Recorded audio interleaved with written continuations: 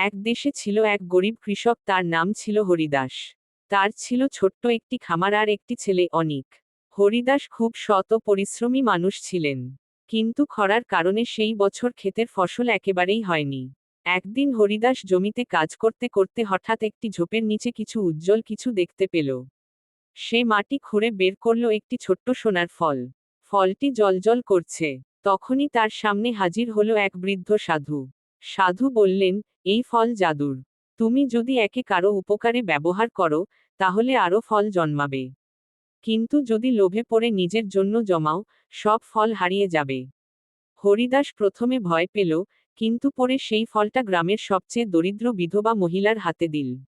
অবাক কাণ্ড! পরের দিন সকালে হরিদাসের খামারে দেখা গেল 10টি নতুন সোনার ফল।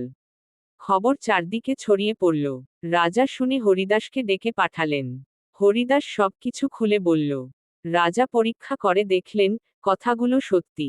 রাজা বললেন, তোমার মতো সৎ মানুষের হাতেই এই ফলের রাজ্য থাকা উচিত। এরপর রাজা হরিদাসকে রাজপরিবারের উপদেষ্টা করলেন, আর তার ছেলে অনিককে রাজবংশের সাথে শিক্ষা দেওয়ার ব্যবস্থা করলেন। সেই দিন থেকে হরিদাস নিয়মিত সোনার ফল ব্যবহার করে গরিব দুঃখীদের সাহায্য করতেন। তার খামার হয়ে উঠল জাদুর রাজ্য, যেখানে ভালোবাসা আর সততার ফল পাওয়া যেত।